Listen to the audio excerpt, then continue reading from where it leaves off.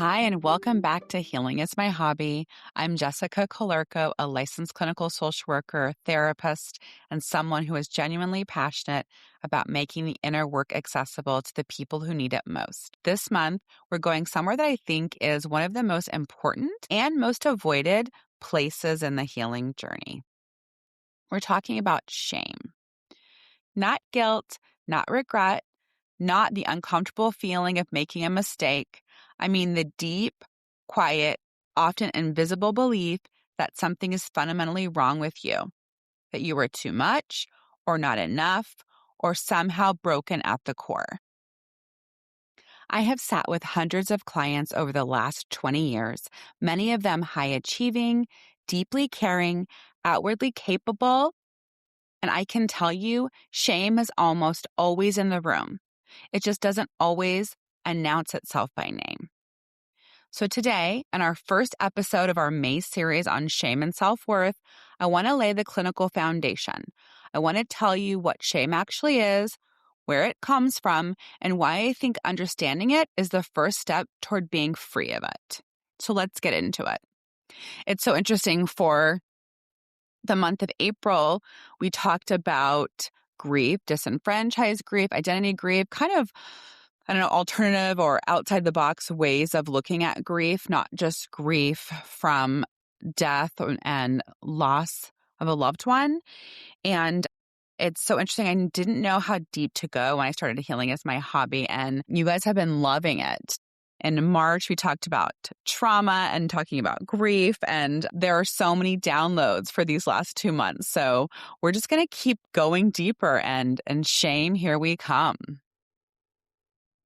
When most people hear the word shame, they think of embarrassment, they think of getting caught doing something wrong, or feeling red-faced in public. But clinically, shame is something much deeper than that. Shame is a self-conscious emotion, meaning it's an emotion that is directly tied to how we see ourselves as a person. And the core message of shame is not, I did something bad. The core message of shame is, I am bad. I am defective. I am unworthy. Research psychologist June Price Tangney, who has spent decades studying shame and guilt, describes shame as the painful feeling of being a flawed, unworthy person, not someone who made a mistake, a person who, at their core, is the mistake. And here is why that matters so much. Shame doesn't motivate change. It doesn't say, let me repair this. Shame says hide, disappear. Don't let anyone see you. It is paralyzing. And in the therapy room, I see this play out constantly. People who are not lazy, not unwilling, but deeply stuck because the shame they carry tells them they are not worth the effort of healing. Shame lives in the body. It is the heat in your face, the collapse in your chest, the sudden urge to shrink. It is a full system response, and it is deeply, deeply exhausting to carry.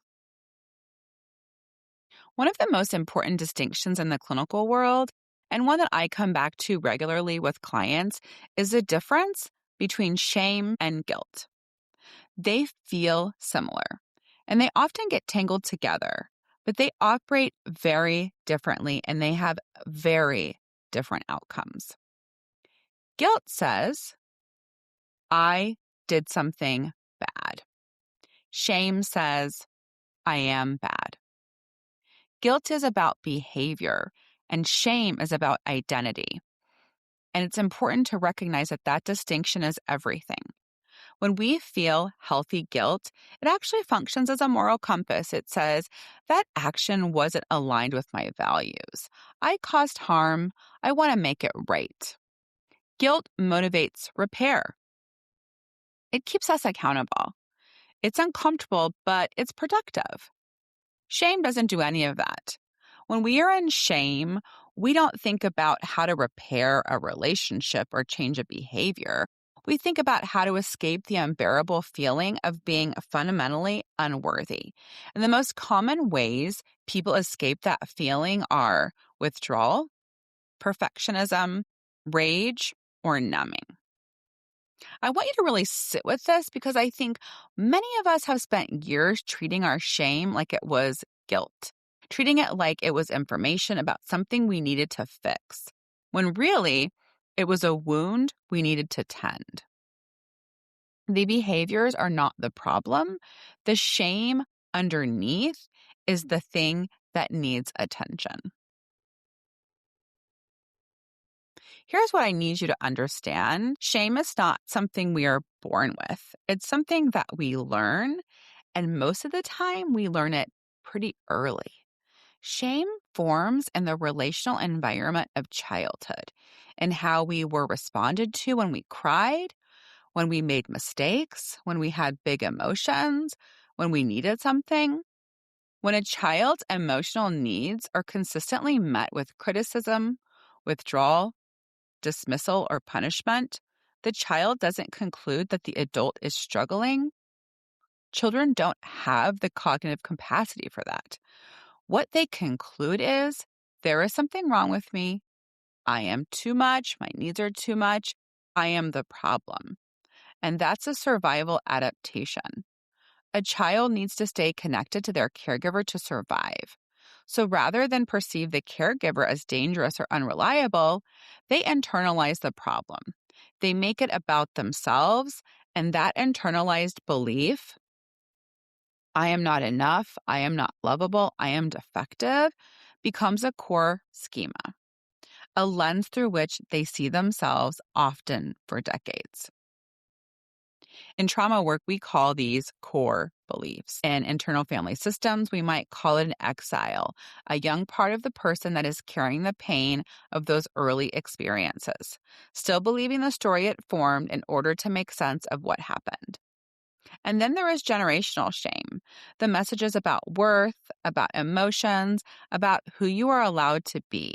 These travel through family systems, often without a single word being spoken. You absorb them. You watch how feelings are handled, how mistakes are treated, what gets praised and what gets punished, and slowly a framework forms. For many of my clients, especially high-achieving women, that framework sounds something like, I am only valuable when I am producing. I am only lovable when I am performing. When I stop achieving, I stop being worthy. That is shame, dressed up as drive, masked by success. But underneath, there is a wound. Part of why shame is so hard to work with is that it rarely walks into the room and says, Hi, I'm shame. It disguises itself. It hides in plain sight. And if you've been carrying it long enough, it doesn't even feel like shame anymore. It just feels like the truth about who you are. So let me name some of the ways I see shame show up in my office with my clients in case any of these might land for you. Chronic people pleasing. When you cannot tolerate someone's disappointment or disapproval, when you reshape yourself constantly to maintain connection, that is often shame driving the bus. The belief that who you actually are is not acceptable. Perfectionism, not the healthy kind that cares about quality, but the relentless, anxious kind that can never rest, because if you stop performing, someone might see the real you, and the real you is not enough. Difficulty receiving, compliments that you deflect, help that you refuse, care that makes you uncomfortable. This often traces back to a deep belief that you don't deserve it. I think for me, that was really interesting when I started doing a lot of work on myself. In 2020, I had gone, I'm sure I've shared this before, but I went to a spiritual healer and she was like, oh, when your friends disappoint you, when people let you down, it's not really them you're upset with. It's yourself that you're upset with because you are struggling with feelings of worthlessness. And at the time, I was just like, what the heck are you talking about?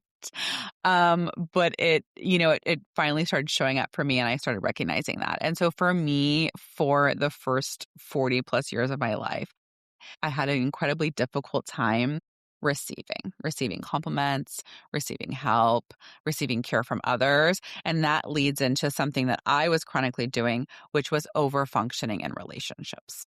When we overfunction in relationships, we are taking on everyone's emotional labor, anticipating every need, making yourself indispensable because somewhere inside, you don't trust that you are lovable just as you are. You believe you have to earn your place. Maybe we're numbing, scrolling, overworking, overeating, overdrinking, any behavior that lets you not feel the thing underneath. None of these things make you broken. They make you human. They are adaptations. They are the ways a younger version of you learned to survive a wound. The work is not to shame yourself for the coping strategies. The work is to get curious about what they're protecting.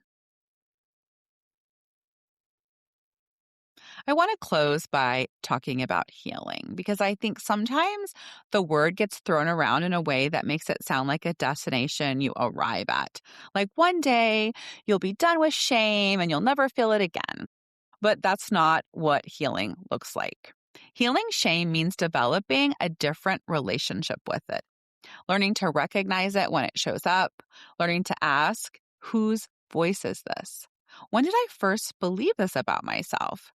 Is this actually true? It means building what we call in trauma work a window of tolerance for vulnerability, the capacity to sit with being seen without collapsing. It means practicing self-compassion not as a platitude, but as a genuine, deliberate act of care toward the parts of you that are still carrying old pain. And it means relationship. Shame grows in secrecy and isolation. It heals when we are witnessed, when we let someone see the thing we have been hiding and they do not turn away. That can happen in therapy. It can happen in safe friendships, and it can happen in your relationship with yourself. This month, that's what we're building toward.